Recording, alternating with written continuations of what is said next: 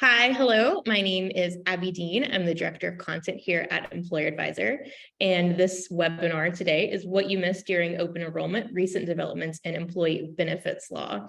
We are very happy that you guys are all here today. We always love our live attendees the most, for sure. So thank you for being here. I am very excited to introduce to you guys Brett. And he has a very long, wonderful bio that we will not read, but I would love for him to introduce himself.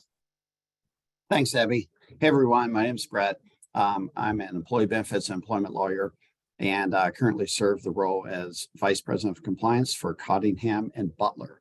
If you're not familiar with Cottingham and Butler, we are an insurance brokerage agency and advisory group, among other things. We have around 1,300 employees based out of Iowa, but have clients all over the nation. Serve clients both on the benefits side as well as the property and casualty side. Abby, appreciate you having us here today. Yes, we're just excited you said yes. So thank you.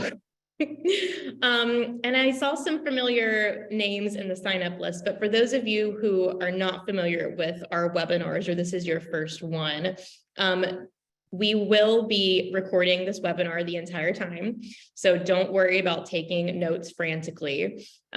Also, if you have questions for Brett or myself, or if you have any technical issues, go ahead and put those in. Questions will go in the Q&A box, and then any other technical issues or questions can go in the chat, and we have a handy dandy employer advisor person who is going to help out with that.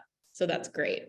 So before I start my spiel about employer advisor, we are going to push out a poll very quickly for you all to answer. You should be seeing it on your screen in a moment. But basically, we like doing these as a way to kind of get a temperature check for maybe why some of you guys are here today, what you hope to learn from the event, and that kind of thing. So you'll see that come up in a moment. While we are waiting, for those of you who are less familiar with Employer Advisor, this is your first webinar with us.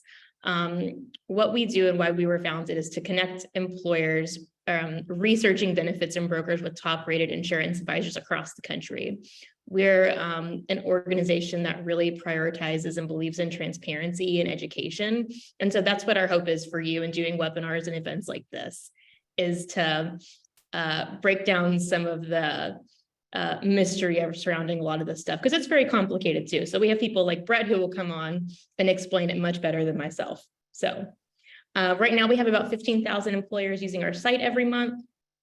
And then we have about 85% of the top 25 national brokerages as partners too, which we're very proud of.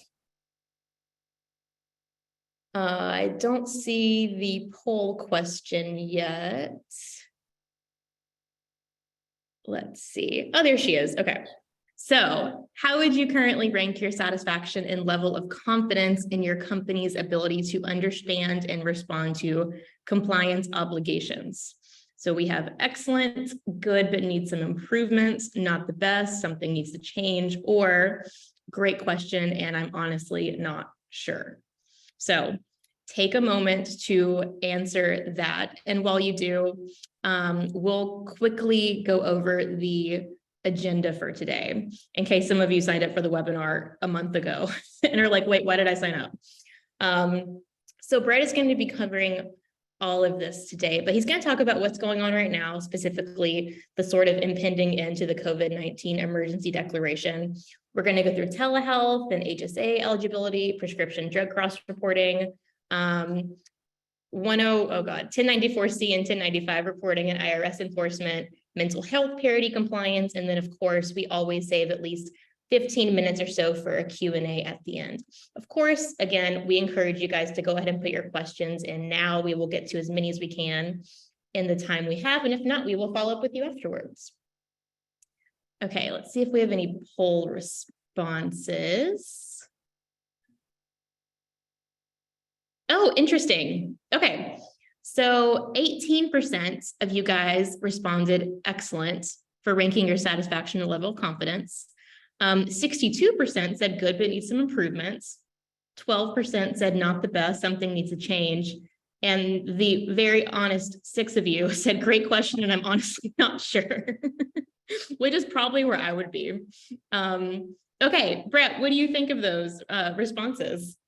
I guess I'm glad they're not all excellent because it would be a very short webinar. No, I Indeed. think I think this is spot on with what we see with a lot of our clients as well, and particularly the clients, the newer clients to us when we go through our compliance assessments with them. So yeah, with it.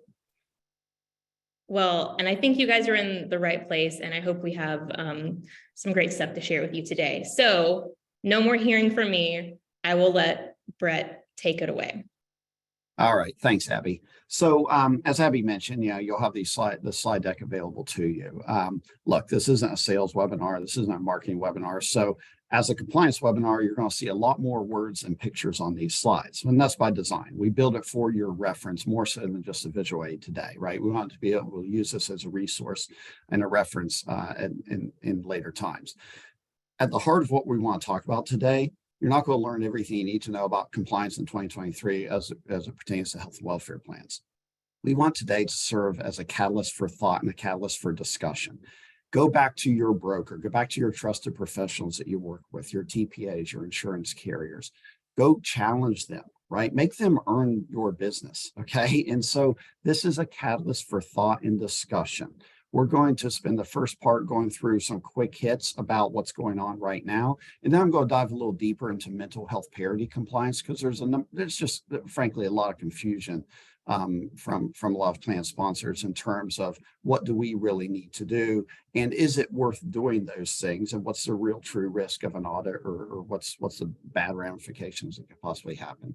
Obviously, we serve employers who are plan sponsors of health plans, right? That's our bread and butter. That's who we're brokers for. On this call are either other brokers or those in the industry, or most of you are plan sponsors of health plans. And so we're going to speak about it from that standpoint, from what your obligations should be. And at the end of the day, look, I'm not your conscience. I'm not your direct attorney. We want to have an honest conversation about risk. Okay, so we can talk about the technical aspects of the law. I also want to bring in the practical aspects about what are the pros and cons about what you should do. And if there's a business risk that overrides a particular legal risk, that's on you to make that decision. But we do want to be honest about what that legal risk potentially is. So with that being said, let's talk about the unwinding of these COVID-19 related emergencies. Now you can read the stuff on the screen there in front of you, and I'm sure you've gotten plenty of alerts about these.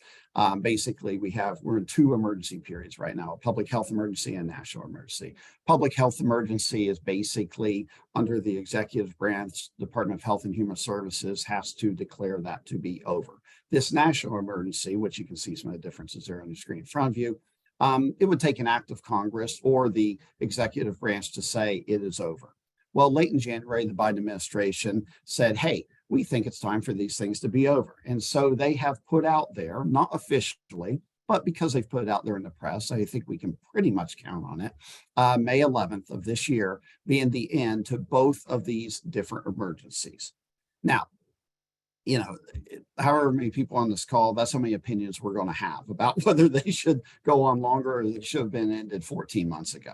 All right. But the reality is when we're looking at unwinding some of the things that these emergencies have protected or allowed for over the last 3 years now, it's more than just a notion. So I want to point out what just again, from your perspective as a plan sponsor, what you should probably care about, or at least have some working knowledge about, so that you can go to your trusted advisors and partners and ask them, and hopefully they're being proactive and explain this to you, and you'll have an understanding of what you maybe need to do. On the public health emergency side, not a ton there. This is more on the insurance carriers and what your plan is, and so on the TPA end. But just so you know, the plan coverage of over-the-counter COVID tests and out-of-network vaccinations, that being first dollar coverage, will go away. Okay, you could certainly still do that if you want to as a plan. A carrier could still make that part of their policy, but that essentially will go away. Another thing that's big is Medicaid coverage will end for a number of people, which means you could see, depending on your population and what your census really looks like, you could see an influx of people coming back to your plan. Okay, this is something you want to talk to your broker about. They obviously have a much better understanding of what your population looks like, and they can really assess that risk. And particularly if you are self-funded and you're self-funded and your business or your industry has lower income workers, you may see an influx of people coming back to the plan, particularly family members who maybe have enjoyed the Medicaid coverage over the last few years. Okay, so just be aware of that. And then one other thing, we think this will be the end to some qualified high deductible health plan and HSA relief for first dollar COVID diagnosis and treatment. So basically what that means is, that first dollar coverage not being run through the deductible essentially, would that really disqualify a high deductible health plan and render those participants ineligible to make an HSA contribution?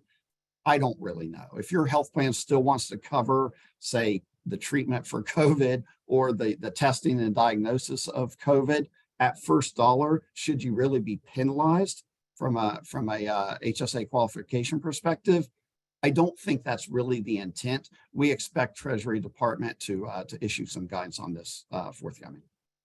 Now, on the other side of the coin here, national emergency. The big thing here, this was some of the extensions, right? The COBRA extension, the HIPAA special enrollment extension. It essentially wiped out the time period in which a person may need to elect COBRA or pay their first COBRA premium, as well as tell you about a special enrollment event such as birth of a child or marriage or something that would allow that person to come onto the plan. So what do you need to know? Or excuse me, what do you need to do? Why should you even really care? Again, on the public health emergency side, there's not a ton there to do, except for just having the understanding and knowledge of what your plan should cover. And then again, in that Medicaid instance, if you're in that particular type of industry where you may see an influx of people coming back on, just be prepared for that, particularly if you're self-funded. On the national emergency side, we got to dig a little deeper here. From COBRA's standpoint, okay, you're going to, and this is whether you administer COBRA in-house or you procure services of a third-party administrator, have the conversation or do the work yourself in terms of amending your election notices so that they go back to the old rules, okay? The 60-day timeline to elect COBRA upon the COBRA qualifying event. And then the 45-day timeline once COBRA is elected to make that first premium payment. Okay, so make sure your COBRA notices are, again, after May 11th, are up to speed. Talk to your third-party administrator, particularly if you outsource COBRA administration, in terms of what to do with the people that are electing now, that elect on May 10th, for instance, or they elect on May 10th because they had a qualifying event 9 months ago. What happens in those types of situations? HIPAA special enrollment, talk to your TPA, particularly if you are a self-funded employer, to make sure your plan documentation is accurate in terms of the special enrollment timelines. Quite frankly, most plans didn't even change, right? And people never even knew they had the extension of time to begin with. But nevertheless, it's a good time to make sure your ducks are in a row and what you're communicating to your people is what the law actually has gone back to requiring. Next topic, telehealth and HSA eligibility. Okay, every couple of years now in this post-COVID world, we have Consolidated Appropriations Acts. And there's a bunch of stuff in there and no one understands what it is, and it has little to do with the actual, budget reconciliation. But sometimes there's little nuggets in there that are particularly helpful. And in our space, this is one of them. So the Consolidated Appropriations Act that was signed into law right before the beginning of the year extended the relief for a couple more years to basically allow people on your high deductible health plan, if you sponsor that, to engage in and receive telehealth or telemedicine services at no cost without it disqualifying them from making HSA contributions. Okay. Otherwise, this would have to be run through the health plan and be subject to the particular deductibles. This is all great news, okay? And this isn't new news. This is just a reminder of what you probably heard about 2 months ago. But here's the kicker here. If you have a calendar year plan, so if you have a January 1 through December 31 plan year, you're cool. Everything's good. If you have an off calendar or a non-calendar year plan, just be aware that in Congress's infinite wisdom, they didn't think to ask, a benefits expert about how this maybe would affect non-calendar year plans, because letter of the law, the Consolidated Appropriations Act allowed for this relief. So again, the ability for a person to continue to make HSA contributions, receive HSA contributions, and receive telehealth services at no cost begins with the plan year on or after 1/1/2023. So my little graphic there at the bottom assumes you might have a July 1, so a fiscal plan year. Guess what? The greens where all that relief comes into play. You're actually going to have a gap in there of 6 months where technically someone receiving those telehealth services would be disqualified for making HSA contributions. Now, we're hoping and waiting for Service or Treasury Department to come out and say, hey, don't worry about it. This isn't what the intent was, but we haven't seen that to date. Should you worry or be concerned about it? I don't know. I mean, letter of the law, this is what it is. I mean, let's go back before COVID and before telehealth was so in vogue. No one paid attention to the HSA eligibility disqualification status anyway. So just be aware, something maybe talk to your broker about from a risk perspective. Also, Brett, I'm going to interrupt you quickly because we had a question pertaining to COVID procedures. I wanted to kind of go ahead and tap in if that's okay with you. Yeah, sure. Okay. So someone asked, have any carriers made a decision whether they will offer COVID procedures on an HTHP as a first dollar covered service post the declaration ending? I haven't heard any carrier making a definitive statement. We have heard from a lot of the carriers we deal with saying, yeah, that's where they're probably going. With all the unwinding that we were just talking about, including this, we do expect further guidance, particularly on these tax issues from Service and Treasury Department. And I think some of the carriers are in a bit of a wait and see approach, but I think your question is a valid one. It's something to keep on the front of your mind and talk to your broker about to make sure that they're rattling the cage of the carrier that you work with. But basically, I think you will find a lot of carriers will still cover these things. We'll have to wait and see, though. Great question, guys. Keep them coming. Thank you, Brett. Yeah. All right, next topic, prescription drug cost reporting. Okay, round 2's coming. You guys got all this in, or you just ignored it and decided not to do it. But either way, round 1, what you had to do for 2020 and 2021, that ended at the end of January. Remember, you got extension from December 23rd all the way to, December 26th all the way till, or December 27th was, that's it, all the way till the end of January.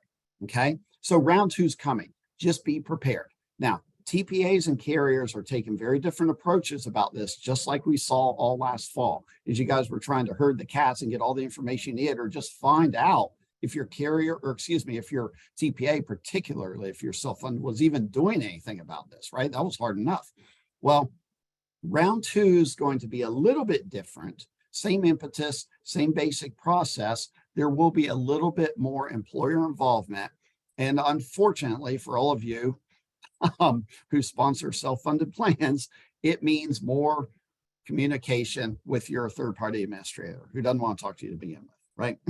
And so lean on your broker. Now, we do expect that, as I started to mention earlier, TPAs are taking a number of different approaches to this. Your fully insured carriers are pretty good on this, okay? But your TPAs, we have some TPAs that have come out and said, here is our process for meeting the June 1st deadline. Here's the time in which you need to get us information if we're filing this for you. Here's the time in which we're going to get your information, your information to you if you are filing this on your own.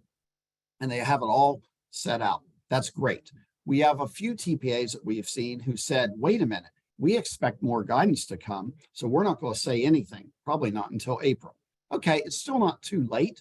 But again, this is one of those things, just like the participant asked with the last question, make sure you're aware of what your partners are doing, your carriers or your TPAs. If they are changing their processes at all from what it looked like last fall in meeting round 1 of this requirement, make sure you know what that is. Make sure your brokers are advocating for you and communicating to you what your TPAs are doing. And again, on a lesser note, the carriers as well. Okay, last quick hit item here, the Affordable Care Act large employer reporting. So 1094C, 1095C stuff. Basically, oh, and by the way, what I want to say, sorry, jump back here. This is important. Now, I don't know how important it is, but I think it's going to be important. The elimination, round 2 of this prescription drug reporting, there's not going to be any good faith reliance anymore. Basically, all the agencies that were requiring this, Health and Human Services, Department of Labor, and the IRS, kind of shrugged their shoulders and said, do the best you can. And we understand it's new and you're not going to get everything the first time.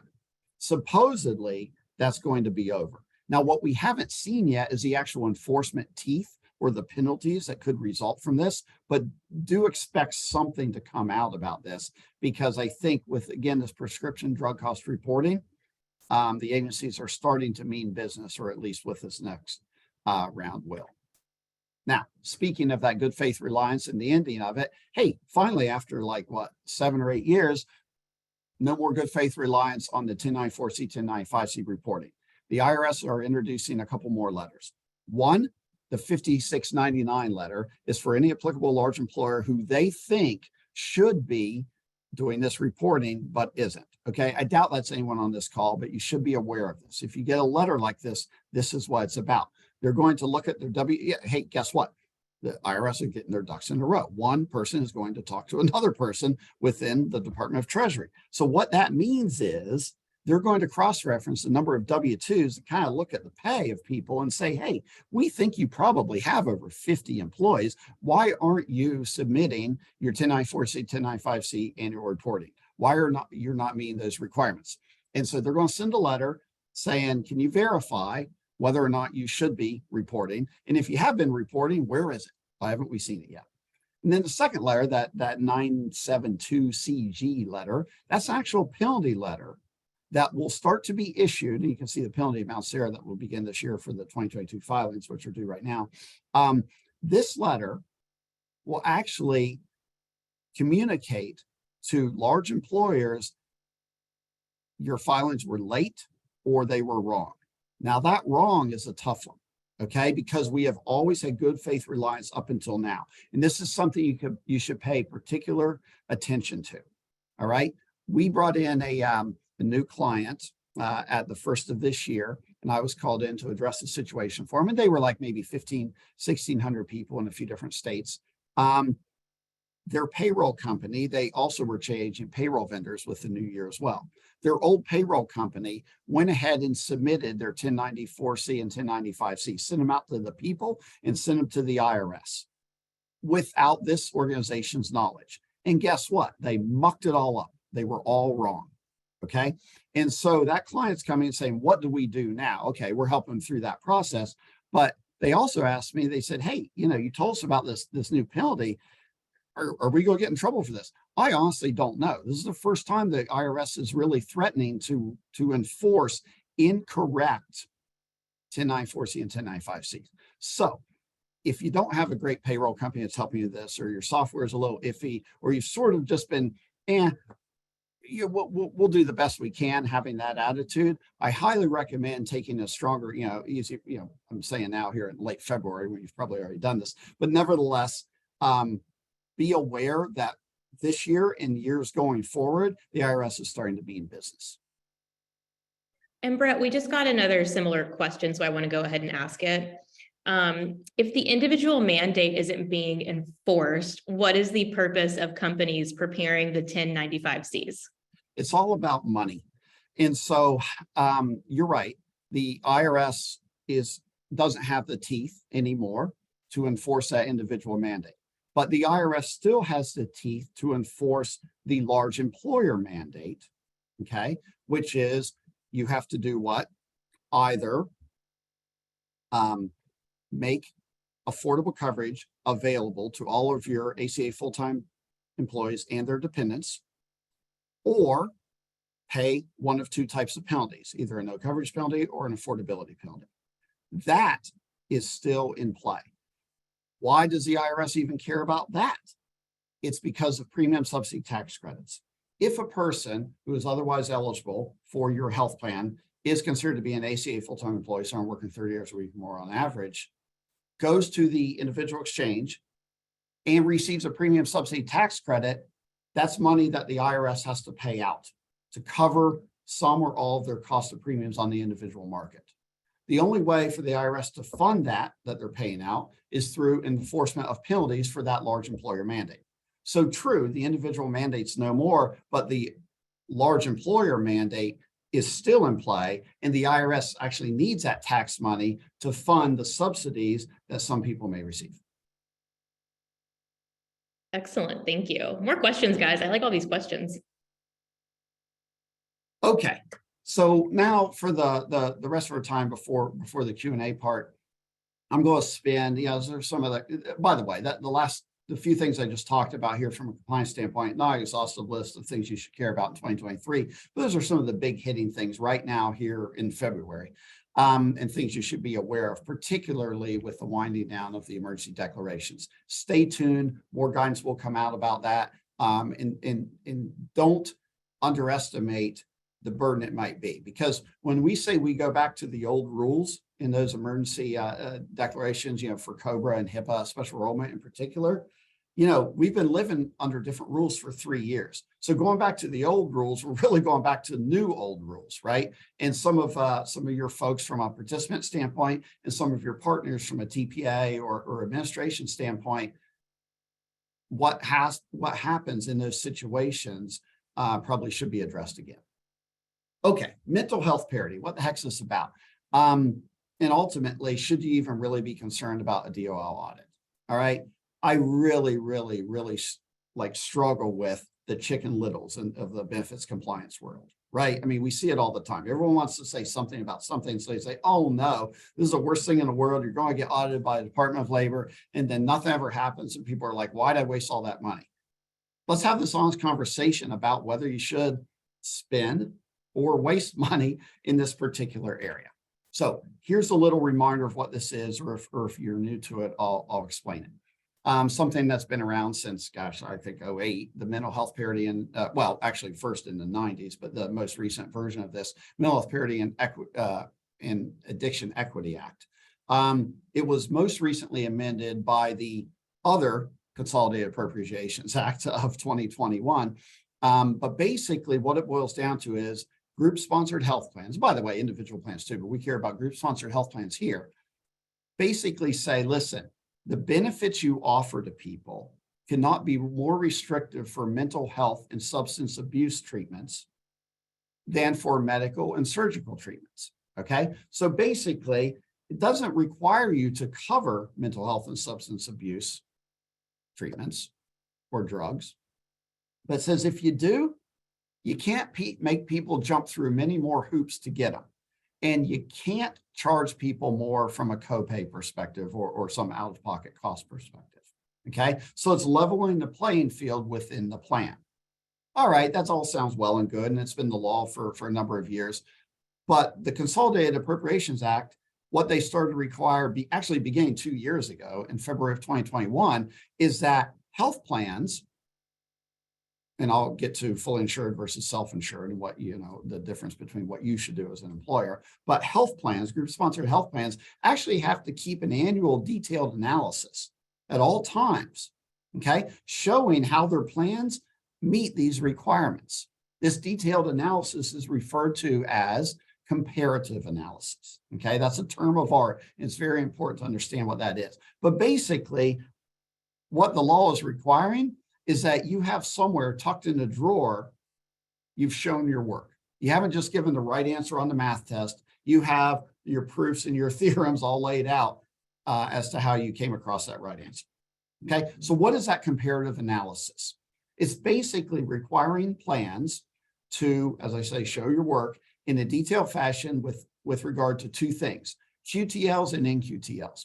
Okay, so QTLs are your quantitative treatment limitations. That's pretty easy to see and pretty easy to measure. These are your cost sharing limitations, right? You charge 3 times the amount of copay for a counseling session as you do, going to get checked out for strep throat or something, right? Or for treatment of strep throat. So that's pretty easy to see. Most plans are okay with this now. Yeah, that's been dealt with. It's the non-quantitative treatment limitations, the things you can't see as easily, okay? They're not measured numerically. These are processes and standards that if you're self-funded, your TPA engages in when they adjudicate claims. If you're fully insured, your carrier engages in when they adjudicate claims, right? So basically what it boils down to, is there any criteria, or as I mentioned before, are there any hoops that the participant has to jump through? Or are the claims scrutinized in a more stringent manner for mental health disorder treatments as opposed to medical and surgical treatments? Okay, so that's the comparative analysis going on here. Basically, NQTL provisions in and of themselves aren't a bad thing. Okay, they're not prohibited. What is prohibited is if they're applied more stringently to those mental health substance abuse treatments as compared to medical and surgical. There's some examples you see. So you kind of think about it this way. If you're sitting, today I'm sitting in Madison, Wisconsin. Okay. And so if you have a plan here in Wisconsin and you make the person that wants to go to Utah for a horse riding treatment camp jump through all these hoops and get all of these, maybe recommendations and go through a bunch of different, a bunch of paperwork essentially, right, to get there. But you let the other person who needs a knee replacement go get it in Florida without any questions asked, then we have an NQTL problem, okay? It's not comparable. So what do you do? Okay, what should you be doing right now? Well, if you're fully insured, you're in pretty good shape. Your carrier shares in this responsibility. It's their job. The Department of Labor can come after basically them directly, and certainly state agencies could as well, and basically ask for that comparative analysis report to see if they're complying. Self-funded, it's on you, the plan sponsor. Okay. Now, you don't adjudicate your own claims. You don't write your plan. You don't even really know what's in there. Who is it? It's the TPA. It's the PBMs, the pharmacy benefit managers, right? If you've carved out your drugs. And so your vendor partners, you actually have to rely on your vendor partners to hopefully ensure that they're doing the right thing. So remember what the requirement is. 2 requirements. 1, that you're treating things the same, okay? That the comparative analysis will show that the medical surgical treatments are the same in terms of what you have to do to get those benefits paid, are the same as substance abuse and mental health disorder treatments. Okay, fine. It's the show your work part that is now the problem. Remember, since February 10th, 2021, Department of Labor, who has the authority to administer and enforce this, Department of Labor has expected plans to do this, and no one has done it. They realized no one has done it. So starting really about a year later, it started in late 2021, but really in the winter and spring of 2022, they said, no one's listening to us. These TPAs are off doing whatever the heck they want. There's some major plans out there that are treating people in our eyes unfairly. Okay, they're not meeting these requirements. What do? Well, the only thing they can do from an enforcement standpoint, Department of Labor doesn't have any regulatory authority over third-party administrators. States are all over the board in how they regulate their own TPA, so there's no help there. ERISA plans, right? So unless you're a government entity, you're covered under, you're an ERISA employer, right? If you sponsor a health and welfare plan. Department of Labor does have the authority to enforce ERISA provisions, okay? So through ERISA, they get to the plan and the plan sponsor. And you can shrug your shoulders and say, I don't know what my TPA is doing. You can do that all day long. They say, we don't care. Get us the answer because we have the authority to regulate you through ERISA. Okay. So the question ultimately becomes, you as a plan, do you spend the money? And by the way, some TPAs will do this comparative analysis for you. Most TPAs contract with someone else. There's a handful of firms around the country that have been opportunistic and built up a little practice and business of doing these comparative analysis reports for people, as well as defending people in the event of a DOL audit. You pay them to do it. How much is it? I don't know, $4 or $5 grand. If you're a relatively small, simple plan, it can certainly get up there if you offer multiple plans, multiple different geographies. Okay. Do you do this? Is it really worthwhile to produce this report that you're going to stick in a drawer and probably never need? I don't know, but let's flesh that out a little bit more. Okay. So I want to talk about what it is, why you might want to do it, reasons why maybe you don't want to do it. And ultimately I'll end with the risks. Okay. If you decide not to have your TPA or engage in someone to perform this comparative analysis, because again, this is only in case the Department of Labor asks for it. Okay. Otherwise it's sitting in a drawer right next to your HIPAA policy that you never look at. So your action items. We highly suggest, if this is all news to you, especially, get on the horn with your broker, and particularly, okay, get on the horn with your broker, number one. If you're fully insured, just make sure your carrier has this covered. I mean, I almost can't imagine why they wouldn't at this point in time, but for peace of mind, make sure that you have this covered. They have this covered. If you are self-funded, get on the horn with your broker and talk to your TPAs and your pharmacy benefit managers, again, if your drugs are carved out. Okay. And say, look, what are you doing here? Number one, do you see any red flag issues in our plan? I'll talk about what those might look like here in just a minute too. Do you see any red flag issues? Or do you feel like our plan's on the up and up? Is there anything else hanging out there? Number one. Number two, what is it? How much does it cost to produce a comparative report? What are you suggesting we do? What are your other clients doing? Okay. Number three, if the Department of Labor knocks on our door, what do we say? Who do we give the phone to? Right? You just got to know. And this is a little bit different. This is snowflake stuff, right? Everything's going to be, every relationship between a plan sponsor and TPA is a little bit different. Okay.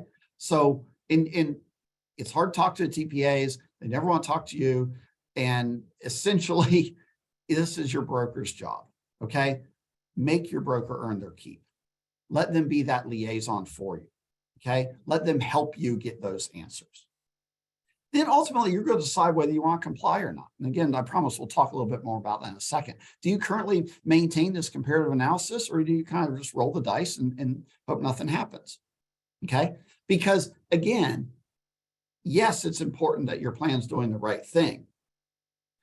But also what the enforcement effort is now, and again, I'll tell you the penalties and risks in just a second. What the enforcement effort is now, even if your plan is doing the right thing, have you shown the work? Do you have a report to produce to the Department of Labor? Yes or no? Okay. As I mentioned, determine how your TPA or PBM or even carrier, if you're unsure, might help in the event of an audit. What kind of assistance they provide? Do they already have a turnkey solution with a prearranged provider to help in this manner? Okay. And then you decide whether to hire someone, depending on their answer to that, you decide whether to engage in some outside services yourself. Okay, so stop talking about this generally. Let's get down to the last couple of slides here and talk about specifically what this looks like. Just from a red flag standpoint, and this is obviously not exhaustive, but it gives you an idea of things that you're looking for. If for a counseling session, you have, fail first protocols, or you have like, oh, you got to go through your EAP first, but not if you're getting knee surgery, of course, right? If you have some of those type of things baked in to what needs to happen, the hoops that a participant has to jump through before their addiction treatment or their mental health disorder treatment is covered, that might be a red flag. Okay, or no, I say it is definitely a red flag, and that might be considered to be uncomparable and a violation of the mental health parity rules. Okay, let's see. Another one we see often is experimental treatment. Okay, what's experimental treatment? I mean, basically, experimental treatment is just something that's done that the provider networks nor the drug manufacturers have figured out a way to capitalize on and make scalable to make a bunch of money on. Okay, that's what they're going to tell the insurance company is considered to be experimental. So your stop loss carrier is going to call that experimental, and they're not going to cover that. Your carrier or your TPA may label something experimental. There's nothing wrong with labeling something experimental. Just be careful how that process in doing so and what a person might have to prove is comparable between your mental health substance abuse versus your medical surgical. If experimental cancer treatments are a lot easier to, I'm speaking so generally here, right? But are a lot easier to obtain or get get covered than maybe that experimental horse camp out in Utah. Okay.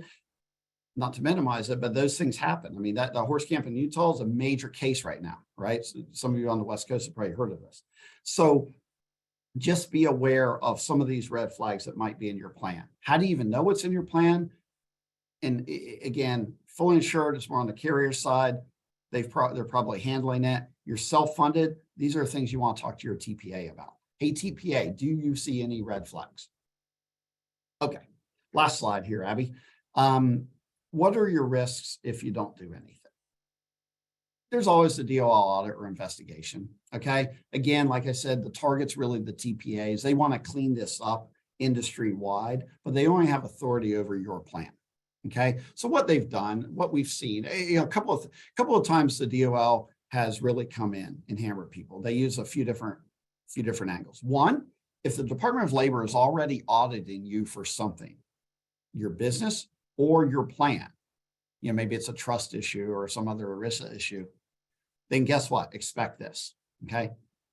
Number two, if the Department of Labor has found a lot of violations or the comparative analysis to be so incredibly lacking with one particular TPA, they're going to go after other clients of that TPA. How will they know? 5500s, right?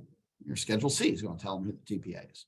So this, I'm not saying there's a great chance you're going to be audited. I think there's less of a chance you'll be audited in 2023 than there was in 2022, to be honest with you. But it's just a matter of that's a risk. You could be audited. If you are audited, the first thing the Department of Labor is going to ask you is show us your comparative analysis report. And you say, I don't have one, then, or it's really lacking, then the Department of Labor is going to pitch to you a corrective action plan with a very short timeline, probably a 30-day corrective action plan to get your ducks in a row and to correct everything that's wrong. And by the way, produce another report that says everything's right. Okay. So that's more working with your TPA and probably an outside vendor in that case. They may, yeah, please. Can I interrupt you? So if an employer doesn't have a comparative analysis right away, does the IRS give you a chance to produce it? Or do they say, if you don't have this exactly when we ask for it, that's it? Yeah, not to nitpick. It's the Department of Labor. IRS doesn't care. Oh, sorry, my bad. You should nitpick. You're a lawyer. They give you some time. Okay. Basically, I forget, the initial one is either 30 or 60 days to produce something. Okay. And then you can ask for extensions and sweet talk the examiner and do all this massaging that you would do with the IRS, and probably get a little bit longer. But eventually you're going to have to produce something. So Okay. to your point, Abby, and I know where you're coming from here, and I appreciate you bringing this up.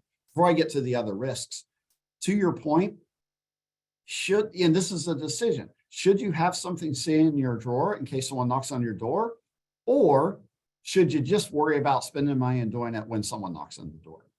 There's nothing wrong with the latter as long as you've done what I've suggested and make sure you know what your TPA, particularly in the self-funded side, know what your TPA's response is with this. And you have someone in your Rolodex that you can call on a moment's notice to say, let's get this ball started. Okay, so some of these outside vendors are taking 3 to 4 months to do comparative analysis reports because they're very backed up. This was the case maybe in the fall. I don't know right now today. And so, just know if you want to roll the dice on that, I don't think that's a terrible strategy, but just have everything lined up so that when you press go, everyone can, fall in line and produce what you need. Couple of risks here, and then we'll end this. Department of Labor they have the authority to force you as a plan to issue letters to all your participants, telling them how you failed. Okay. Say, we suck. We don't care about people with mental health disorders. That's essentially what the letter is going to say. Okay. So it's a little embarrassing. It's not, the end of the world, but it's nothing you want to really do, right? As a plan sponsor, kind of bad morale. Department of Labor technically has the authority. I have not seen them go down this road yet, but they have the authority to issue penalties under ERISA for failure to provide requested documentation. Now, generally happens with stuff like, oh, where's your SPD or in 5500 odds and things like that. But it's, because the Department of Labor is using ERISA to examine these, they technically have that. Here's the biggest risk that I see. Yeah, you have all the government risks, okay? And, you know, you might have egg on your face and you probably going to have to spend some money to do some work. That's about it. That's enough, but that's about it. Here's the biggest risk. It's lawsuits, okay? Even class action lawsuits, because all it takes is a savvy plaintiff's attorney. You know, you have one of your participants that was denied that horse camp in Utah, and they're all mad about it. And they go to their brother-in-law, who's a plaintiff's attorney, and the brother-in-law is a little bit savvy here and say, hey, wait a minute. Let's examine your plan. Let's really look at this. Hey, they made you jump through all these hoops, but I doubt that person getting a knee surgery had to jump through those hoops. I won't say it's a prima facie case. I won't say it's a slam dunk for them, but if they find out, and by the way, any participants allowed to request a comparative analysis report under the Consolidated Appropriations Act of 2021. So the DOL can ask for this, but any participant can as well. All they have to do is ask for that. And when you say you don't have it, that plaintiff's attorneys kick the door wide open now. And they're saying, hey, judge, check this out. They care so little about this. They must have wronged my client because they didn't even follow the law. They didn't even do what they were supposed to be doing. How on earth can we possibly count on them? So just watch it. Again, talk to your TPAs, talk to your brokers, make sure you have some ducks in a row. And ultimately, you're going to make a business decision for yourself, whether you want to. I'll be perfectly honest, but the majority of our clients are not choosing, even after, believe me, you know, we've schooled them on this for the last 2 years. The majority of our self-funded clients are not choosing to pay to have that in the drawer. And I think any broker on this call could say the same about their clients. But I guarantee you, all of our clients do have, whether they even remember or know it or not, a plan of action and turnkey solutions. So if the DOL does happen to come calling, they can react quickly. Okay, that's me, Abby. Excellent. Very, very good analysis. It is impossible to fit everything in 2023 when 2023 is 2 months in. So I appreciate you selecting the topics you did. You guys go ahead and put in, thank you for everyone who has already submitted questions. If you want to ask Brett anything, go ahead and put that in the Q&A box now, and we will get to that in the 12 minutes we have left. If not, you can expect an email from him or myself later on.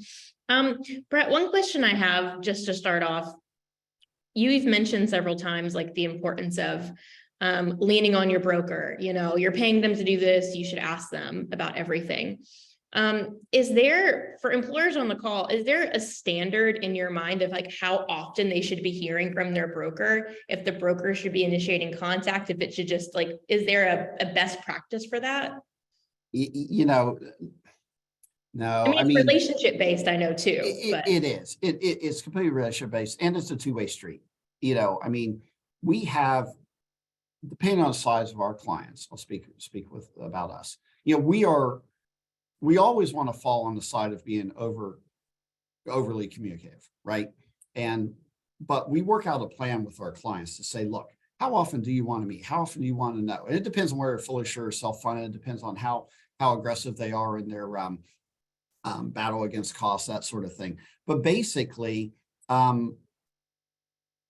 if you're meeting with your broker, if you're not hearing from your broker quarterly, that's a major problem. If you're not hearing from them monthly, I think that's a problem. You know, and I don't mean just when things go bad. I don't mean just when things, you know, there's a claims problem or something that your participant needs help with. I'm talking about the idea of strategic plan for the future and being a radar detector for what's going on right now. And again, it depends. If you're a small employer with a fully insured plan and it's pretty much set it and forget it, there's not much to talk about. You're self-funded with a robust wellness plan and you got all these other things, your on-site clinic and telehealth program, man, there's a lot there. So I think it just depends. Excellent, thank you. Terry just asked, do you have a template for the comparative analysis? The Department of Labor does. And it's not helpful at all. I mean, you know, I can, you know, through Abby, we can send you the link, or you can just find it via your favorite search engine. But unfortunately, it's not a plug and chug thing. Remember, this comparative analysis, especially when you're doing with the non-quantitative treatment limitations, it's all process and standard based. So it's how the sausage is made, right? It's how your carrier or third-party administrator adjudicates claims and what has to happen behind the scenes. And so oftentimes, even this what the Department of Labor has put out from a guideline standpoint and a template standpoint, it's still a bit of a square peg in a round hole. So I don't want to say it's completely useless, but unfortunately, it's not a plug and chug scenario that you can just look at it and answer 5 questions and now you've got it. It's a pretty detailed report. I mean, these reports are anywhere from 30 to 70 pages, I would say. I'd say the average is probably more like 50 to 70 pages.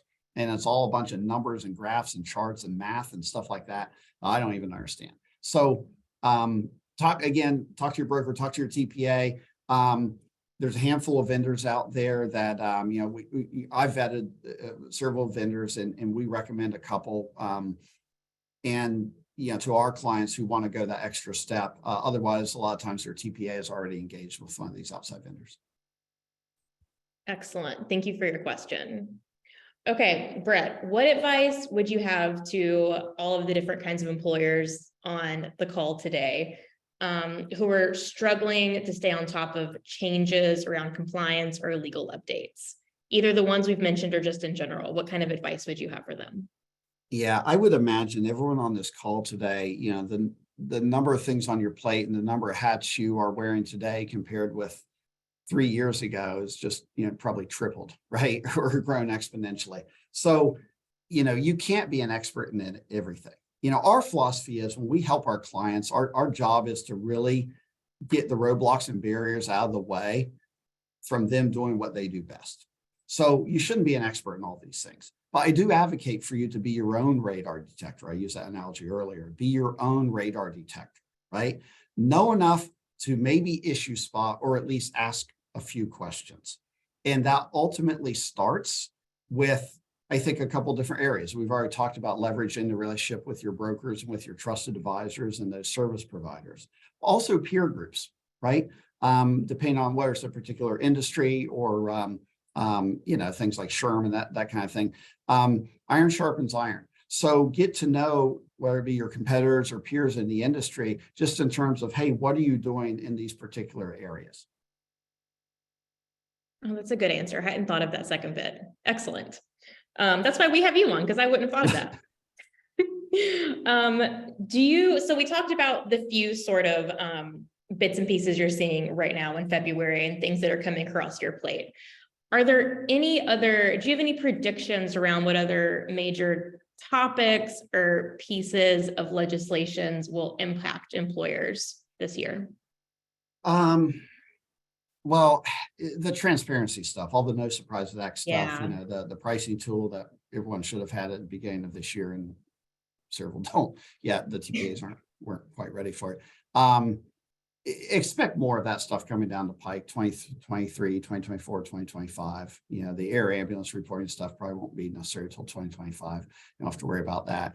So that's always a big one. And then I would expect, with our current administration, the executive branch has pushed, it's no secret, mental health awareness and care and treatment, as well as inclusivity as a whole. I wouldn't be surprised to see, or I think you should expect to see, the blurring of lines between FMLA and ADA and HIPAA and ERISA, right? We're going to see a lot of stuff just kind of meld together in these areas, I feel like, because the regulatory authority, most of those under the Department of Labor, but the regulatory authority of the executive branch, there's a lot of leeway there, okay, in terms of being able to define some of the proclamations are in the original acts. So I think we're going to see the benefits world and the HR world merge together in ways probably we hadn't even thought of, and I can't even predict. No, I think the FMLA mention is a good call, especially because they did a lot around the 30-year anniversary of FMLA I guess it was a couple of weeks ago now, but yeah, that's a good call. Okay, are there any other best practices around compliance or the ability to prioritize compliance related tasks that we haven't talked about today that you think are important to mention? Well, I think you're spot on with using the word prioritize. I mean, I think that is the number one most difficult thing for plan sponsors. It's easy for me or anyone to throw out all the, oh, here's what you should do. Well, when do I do it? I got a million things I should do. Where's this rank in that? And look, every broker has their own version of some kind of compliance assessment. And when you go to them first, they give you this report and say, oh, you should have done this, you're not doing that. Well, the ability to prioritize is the most important. So seek help in that area. I mean, that's really, when we do our compliance assessment with a new client, the first thing we do is go over it with them and help them prioritize what is really necessary. Red light, yellow light, green light stuff. Okay. And I would say, you asked if there's a best practice. I'll give you an example of the number one thing we see when we bring in a new client that has worked with someone else, that they don't really know or understand the eligibility rules of their own plan. What do we do? So-and-so has been off work, for all this time, and they're not FMLA eligible, but they're still covered. Why? Are they eligible? I don't know. So know the eligibility rules of your plan. That's first and foremost. And so I think you can kind of start there, and that's pretty simple. And can you make the call, or are you subject to the terms of maybe your fully insured carrier? It depends, right? Depends on how big you are, depends on the carrier, depends on the state, frankly. But yeah, that's a good place to start. You just said depending on the state, and that made me think, do you think some of the complexities of dealing with all of these issues with so many companies expanding to include remote work options is going to make all of that more complicated? Yes, that plus every state and locality wanting to have some different version of their paid leave. Yeah. Well, and that's still happening now. Paid leave is changing all the time. Yeah, that's a topic we've been getting asked about a lot. Okay, we have 3 minutes left. Quickly. Okay. If you had to leave the audience with one main takeaway from the webinar, what would it be? I guess at the risk of minimizing my entire profession, my career, there are very few lightning strikes in the world of employee benefits compliance, which is a good thing, right? Very few lightning strikes, but you have the potential for a lot of smoldering fires, right? That flameless combustion that you can't see, you can't smell, you don't know it's there, might not be obvious, might not even appear that urgent, like this comparative analysis stuff I talked about, right? Okay, yeah, Brad, we hear you, but whatever, it's back burner type stuff. The smoldering fires, if they're not attended, they could go out on their own. You don't have to worry about it. But if they're left unattended, they could kind of grow larger and frankly, burn down your whole plan. So I want to encourage everyone on this call to pay a little bit of attention to these smoldering fires and know enough or work with people you trust enough to help you determine what your red flags are when you're sponsoring a benefit plan, so you can uncover some of these smoldering fires and they don't turn into something larger. At the end of, let's be honest, right now we're seeing regulatory change in the health and welfare space, happen at a pace that we haven't seen since healthcare reform, since the Affordable Care Act was signed into law. Okay. So a lot of stuff is moving fast and furious right now. And as a result, and by the way, there's tons of conjecture out there as well, and a bunch of bad information. And so it's hard to sift through that as well. If you're not, I think at the end of the day, just trust who you're working with. If you can't trust who you're working with in this space, then find someone else to work with. You want to know who you're dealing with. You want to know who has your back, because you can't be an expert in everything, but you should know enough to hopefully issue spot or ask questions when you hear of something coming down the pike. What an excellent answer. Metaphors you wove in there too. Excellent. Okay, everyone. We are going to quickly show you the SHRM and HRCI codes, but again, you guys will also be receiving this presentation later. We know these codes are important, so I do want to show you guys. Get those credits. Also, we're going to throw up Brett's contact information as well. If you want to connect with him, if you happen to be in Wisconsin or wherever, he's obviously a wealth of information. Follow him on LinkedIn too. Brett, do you want to say any final words about Cottingham and Butler or anything at all? Oh, I think I've said enough, Abby. We're good. Yeah, we're done Appreciate now. the time. Appreciate the time, everyone. Okay, everyone, thank you so much for joining us. Again, be on the lookout for the recording and the deck afterwards. And we will see you next time. Brett, thank you so much for your time and your expertise. Yeah, thanks for having me, Abby. Take care. Thank you.